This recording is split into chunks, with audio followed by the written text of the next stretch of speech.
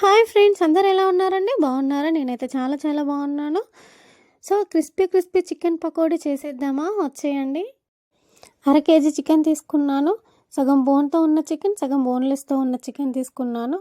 So 3 times మంచిగా wash చేసుకోవాలి చికెన్ని. రుచికి తగినంత ఉప్పు, పావు టీ స్పూన్ పసుపు, 2 టీ స్పూన్ల అల్లం వెల్లుల్లి పేస్ట్ వేసుకుందాం. అలానే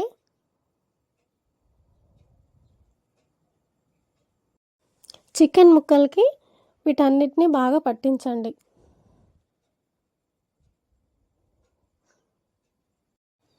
ఇలా కలిపేసుకున్నాక ఇప్పుడు ఇందులోకి 2 టీ స్పూన్ల కారం వేసుకుందాం. అలానే 1 టేబుల్ స్పూన్ ధనియా పౌడర్ వేసుకుందాం. అలానే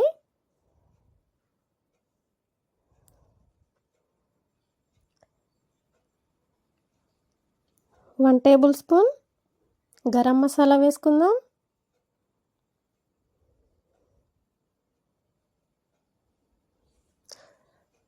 రెండు కట్ చేసి పెట్టుకున్న పచ్చిమిర్చి వేసుకుందాం. అలానే 2 టేబుల్ స్పూన్ పుదీనా,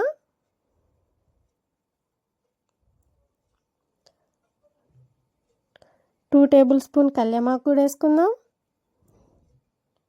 అలానే 2 టేబుల్ స్పూన్ కొత్తిమీర కూడా యాడ్ చేసుకుందాం.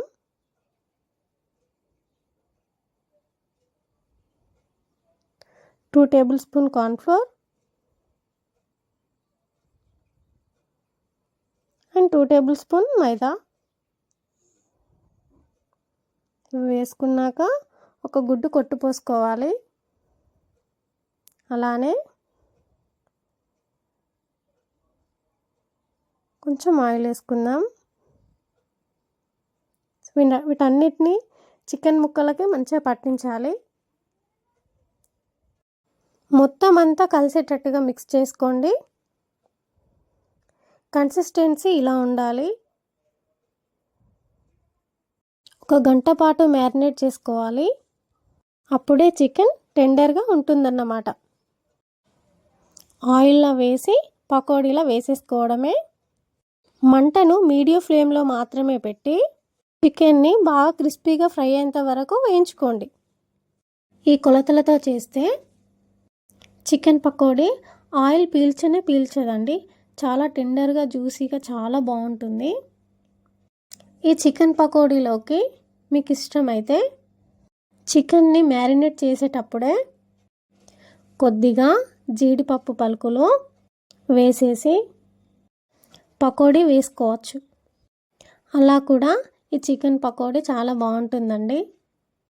ఈ చికెన్ పకోడీకి సైడ్గా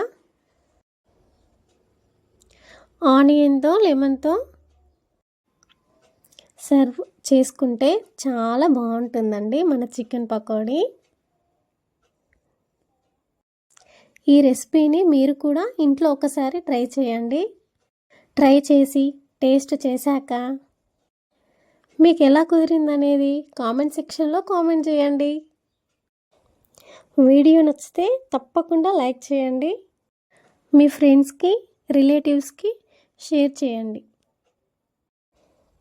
మన ఛానల్ని మాత్రం సబ్స్క్రైబ్ చేసుకోవడం మాత్రం అస్సలు మర్చిపోవద్దు గాయ్స్. Bye bye.